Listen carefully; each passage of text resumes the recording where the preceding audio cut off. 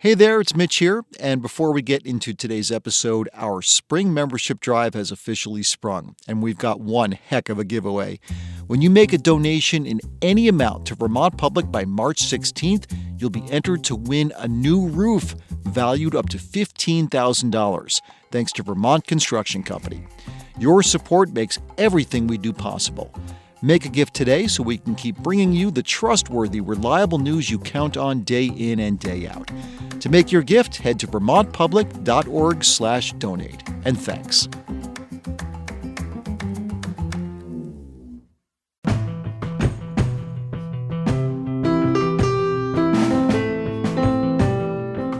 From Vermont Public, this is The Frequency. I'm Mitch Wertlieb. It's Friday, March 15th, so good day maybe to enjoy a Caesar salad, along with today's headlines. The state of Vermont took in almost $2 million in revenue from the first 7 weeks of online sports betting.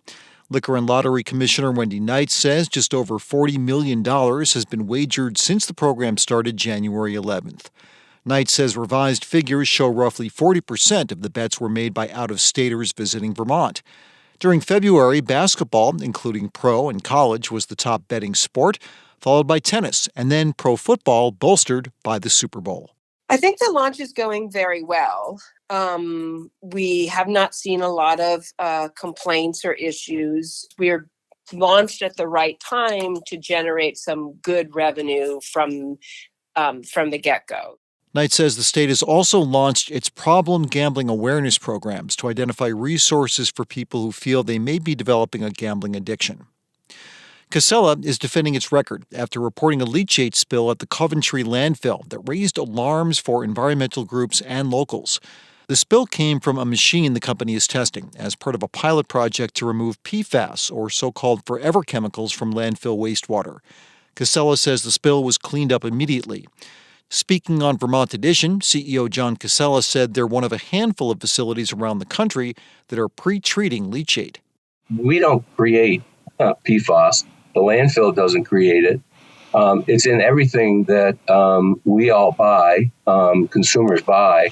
It's in the landfill in a big way. And we're really out in front spending millions of dollars to be in the forefront from an innovation standpoint to try to solve this problem.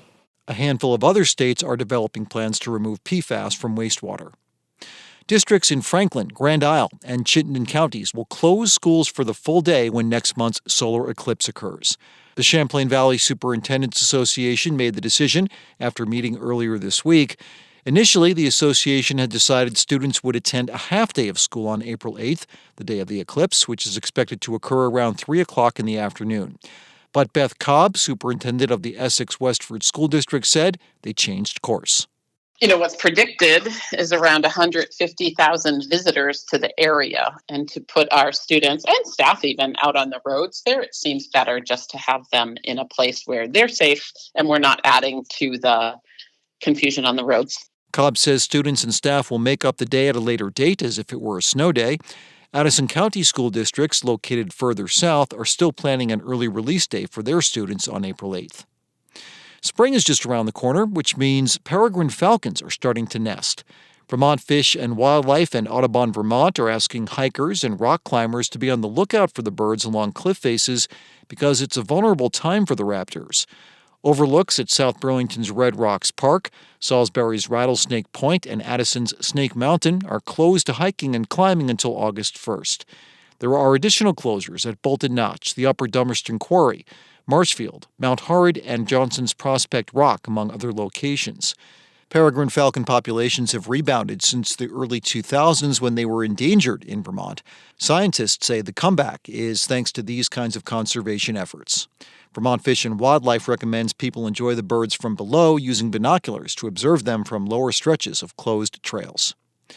Coming up, Nikki Haley suspended her Republican presidential campaign this month, but not before scoring a victory in Vermont, the only state she was able to win.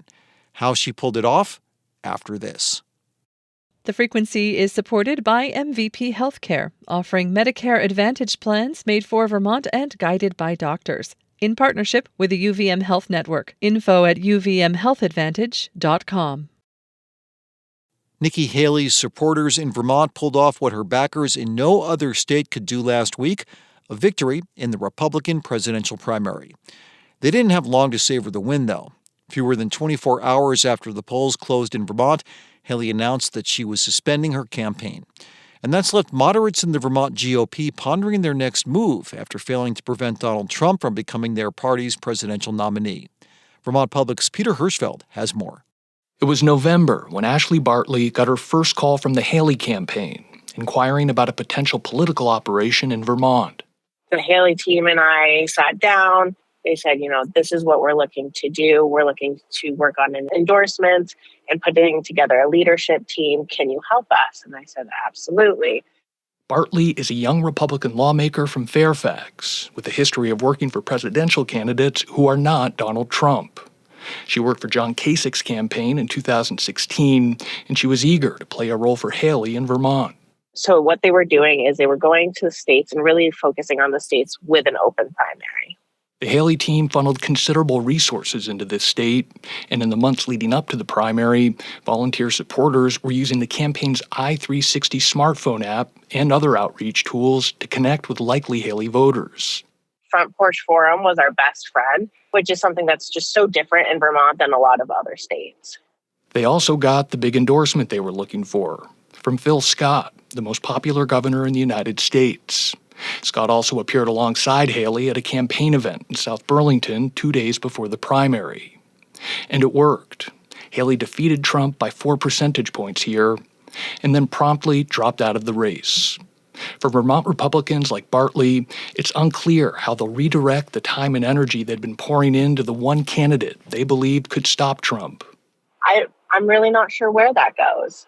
And I'm personally very concerned about what a Donald Trump presidency would look like again. So is Mary Evslin, another member of Haley's leadership team in Vermont. There certainly are a lot of people, I think, who have nowhere to vote now. Evslin is also at a loss as to what comes next for the Republican-leaning voters who share Democrats' contempt for the former president. There has to be a lot of people wondering that answer to that question. Joe Benning is a former Republican state senator and was a GOP nominee for lieutenant governor in 2022. Benning says he joined Haley's leadership team in Vermont because of her platform, but also because of who she was up against. I looked at the front runner and I'm hearing the same toxic chaos, conspiracy theories that have divided our party horribly.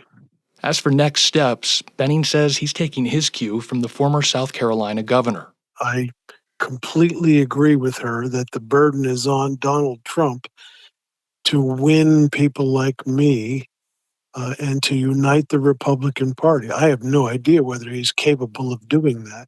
If Trump can't bridge that division, Benning says, then he thinks Republicans are going to have serious problems in November. Especially in Vermont. Governor Scott has said he'll do anything he can to prevent Trump from becoming the Republican nominee. Now that Haley's dropped out of the race, he says the objective is to prevent Trump from becoming president again. Asked what he thinks Vermont Republicans should do to avoid that outcome, Scott offered some suggestions. Well, don't vote for Donald Trump, number one. Number two, educate your family members. Try and do your research and homework. Hold him accountable for all the things he says and does that aren't accurate. And Scott says he'll continue his own, quote, resistance whenever the opportunity presents. For Vermont Public, I'm Peter Hirschfeld.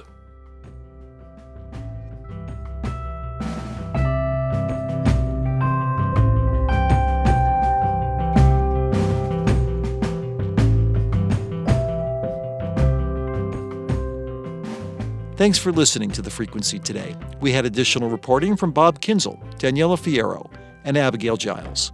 Our executive producer is Kevin Trevelyan, and our music is by Blue Dot Sessions. I'm Mitch Wertlieb, and I'll talk to you Monday.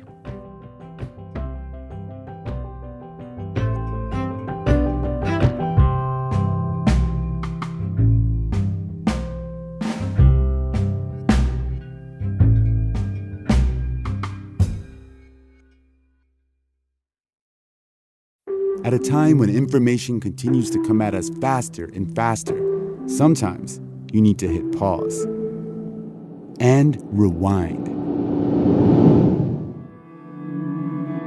NPR's Throughline takes you back in time to the source of the news stories filling your feed. Find NPR's Throughline wherever you get your podcasts.